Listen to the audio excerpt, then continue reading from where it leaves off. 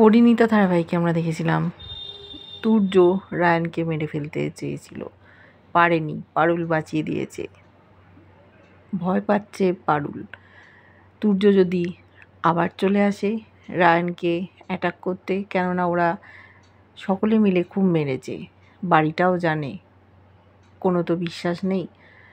তাই রায়ানকে বলেছে তুই বসুবাড়িতে ফিরে যা, এখানে তোর বিপদ। বলল দাদু কাছে আমাদের সম্মানহানি হবে। বলল দেখ, প্রাণের থেকে প্রিয় কিছু হতে পারে না। আমি দাদুর হাতে পায়ে ধরে তোকে ব্যবস্থা করে দেবো বাড়িতে থাকার, এখানে থাকলে তোকে হয়তো আমি বাঁচতে পারবো না, তোকে ফিরে যেতেই হবে। দেখেছি দুজনের কিছু রোমান্টিক মুহূর্ত।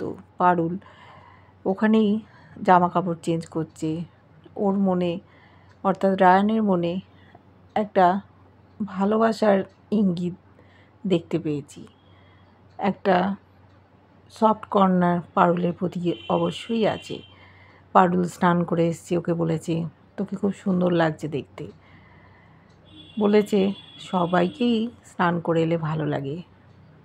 পারুল মনে মনে ভাবছে কেন তুই রায়ান আমাকে এরকম করে বলিস, আমার মনের মধ্যে কষ্ট হয়, তুই তো আমার সাথে সারা জীবন কাটাবি না, আমাকে লোভ দেখাস না।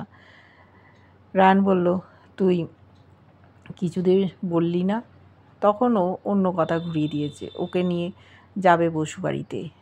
হঠাৎ করে দরজায় কেউ নক করেছে, ভয় পেয়ে গেছে ওরা, তুর্য নয় তো। দরজা খুলতে যাচ্ছিল, পারুল বলেছে দাঁড়া। রান্নার দুটো ছুরি নিয়ে এসছে দুজনের হাতে, দুজন দুদিক দিয়ে দরজাটা খুলেছে হাতে ছুরি নিয়ে। হইচই করে ঢুকতে আসছিল ওদের ঠাম্মি, রায়ানের মা, ওদিকে ওর ভাই, কাকা, সকলে এসছে। সবাই বলছে এই কি দাদু ভাই আর পারুল দিদি, কী করছো তোমরা? ওরাও থমকে গেছে।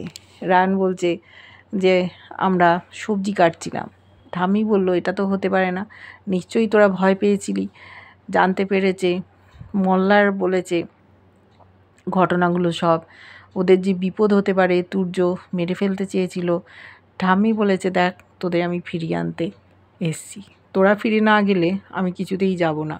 কিন্তু এরা ফিরে যেতে চায় না, বলছে দাদু তো আমাদের চায় না। বলল মল্লার দাদুকে দিব্যি দিয়ে এসছে ঠাম্মি, তোদেরকে নিয়ে যাবে। ঠাম্মি বলল আমি তোদেরও দিব্যি দিচ্ছি, তোরা যদি আজ বাড়ি ফিরে না যাস আমার মরা মুখ দেখবি।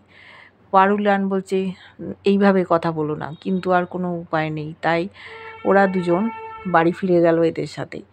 দাদু অপেক্ষা করছিল, নাতি নাত বউকে দেখেছে, পারুলের ওপর খুব রাগ। এসছে রায়ানের কাছে, বলছে সেই তো তোমাকে বসুবাড়িতে ফিরে আসতে হলো, দেখেছো তো বাইরের দুনিয়াটা কত কঠিন, ওখানে প্রাণের ঝুঁকি আছে, এখানে তুমি এই ছাতার তলায় থাকলে ভালো থাকবে।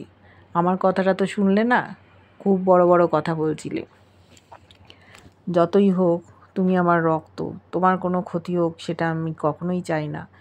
অনেক তোমরা ছুটোছুটি করেছো, তুমি রেস্ট করো, যাও ঘরে যাও, ভালো করে খাওয়া দাওয়া করো। পারুলের দিকে দাদু তাকিয়েও দেখলো না, নিজে চলে গেল সোফায় বসতে। সবাই মুখ চাচাই করছে, পারুলকে তো দাদু খুব ভালোবাসতো, এত রাগ, নাতিকে নিয়ে বেরিয়ে গেছিল, বড় প্রিয় নাতি, সেই জন্য পারুলকে ক্ষমা করতে পারছে না। পারুল ভাবছে যে কি করবে। রায়ান বলল দাদু তো তোকে একদম সম্পূর্ণ ইগনোর করলো। বলছে তাই তো দেখছি, আমি কি করব বল। সকলে বোঝালো দাদুর কাছে যাও, দাদু ঠিক নিজের মাপ করে দেবে, ক্ষমা চাও। ও গেছে দাদুর কাছে, দাদুকে বলছে দাদু আমি আপনার সাথে কিছু কথা বলতে চাই। সাথে সাথে পকেট থেকে ফোনটা বার করেছে, বার করে পারুলকে বলল যে আমি একটু ব্যস্ত আছি বলে ওখান থেকে চলে গেল। দাদু একটাও কথা শুনলো না। ওদিকে যে বাড়ির ছোট বউ, তার মেয়ে খুব হাসছে, ভাবছে ঠিক জব্দ হয়েছে, যেরকম বাড়ি থেকে বেরিয়ে গেছিলো, কি করবে এখন। দাদু খুব রেগে আছে, ওকে সকলে বোঝাচ্ছে তুই এখন পারুল কিছু মনে করিস না, একটু সময় দে, দাদু ঠিক হয়ে যাবে, অভিমান হয়েছে। এদিকে রায়ান পারুলকে বলছে চ আমাদের চপের দোকান খুলতে হবে। সবাই বলছে আবার চপের দোকান? বললো হ্যাঁ, আমরা বিজনেসটা শুরু করেছিলাম ছেড়ে দেবো? আমরা তো MBA করছি। কত দেখেছিস এই খাবার দোকান থেকে বড়লোক হয়ে যায়, কত বড় বড় আমরা দেখতে পাই। তাহলে আমরা বিজনেসটা শুরু করেছিলাম, একটা জায়গায় এসেছি, কেন আমরা ওটাকে ছেড়ে দেবো? অনেক কষ্ট করে দাঁড় করিয়েছি। পারুল চিন্তা করছে। সকলে বলছে দাদু তাহলে রেগে যাবে, যাস না, একটা বসুবাড়ির ছেলে চপের দোকান দিয়েছে, এটা কেউ মেনে নেবে না। কিন্তু রায়ান একেবারে একবজ্ঞা, সে কিছুতেই শুনবে না।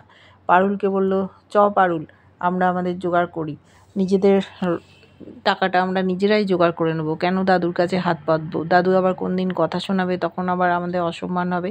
কিন্তু পারুল চপের দোকান দিতে চায় না, বলছে কেন তুই যাবি না? ওদিকে দেখেছি ন্যাড়াগোয়ালে রুক্মিণী মডেলিং করবে, কিভাবে করবে জানতে চেয়েছে গোপাল। গোপালের খুব মন খারাপ, ওকে খুব ভালোবাসে, 6 মাসের জন্য এখানে ছিল, কিন্তু এত ভালোবাসা রুক্মিণী কোথায় পাবে? বুক দিয়ে আগলে রেখেছিল, বিপদে আঁচ আসতে দেয়নি। এমনকি বিদেশ যাবে সমস্ত বন্দোবস্ত গোপাল নিজের টাকায় করেছে, পাসপোর্ট ভিসা করে দিয়েছে, রুক্মিণী দেখিয়েছে কিভাবে মডেলিং করতে হয়। বলেছে যে গোপাল, আপনি খুব ভালো মানুষ, আমি চিরদিন আপনাকে মনে রাখবো যে একটা ভালো মানুষের সংস্পর্শে এসেছিলাম। বলে ওখান থেকে চলে গেল। গোপালের সে কি কান্না! ও যেভাবে মডেলিংগুলো করেছিল, সেই জায়গায় গিয়ে এক একবার গাছে হাত দিচ্ছে, ফুলে হাত দিচ্ছে, বসে ওরই মতো অভিনয় করছে আর চোখ দিয়ে জল পড়ছে। শেষে মাটিতেও শুয়ে পড়ল, কান্নায় ভেঙে পড়েছে। রুক্মিণী ওর ভালোবাসা ঠুকরে দিয়ে আজ বেরিয়ে যাচ্ছে, ওকে খুব ভালোবাসে। রুক্মিণী কি করে পারল যে গোপালকে ছেড়ে চলে যেতে? কিন্তু বলেছে যে তোমার কোনো বিপদ আপদ হলে অবশ্যই আমাকে বলো, আমি তোমার পাশে আছি রুক্মিণী, আমার মতো স্বামী তুমি পাবে না। এবার কি করে ও রুক্মিণীকে ছাড়া থাকবে? ও যে অনেক দূরে চলে যাচ্ছে। রুক্মিণী কি বুঝতে পারল না কত ভালোবাসে এই গোপাল ওকে? বুঝিয়েছিল ওর যা, কিন্তু রুক্মিণী কেরিয়ারিস্ট, শহরে পড়াশুনো করেছে, বড় হয়েছে, নিজের জীবনটা নিজে করে নিতে চায়। ও সামনে পেছনে কিছু তাকালো না, গোপালের থেকে সাহায্য নিয়ে বেরিয়ে যাচ্ছে। সত্যি কি ও বেরিয়ে যেতে পারবে, নাকি গোপালের ভালোবাসার টানে ওই ন্যাড়াগোয়ালেই থেকে যাবে? সেটাই আমরা দেখতে চাই। ওদিকে পারুলকে মেনে নিল না দাদু।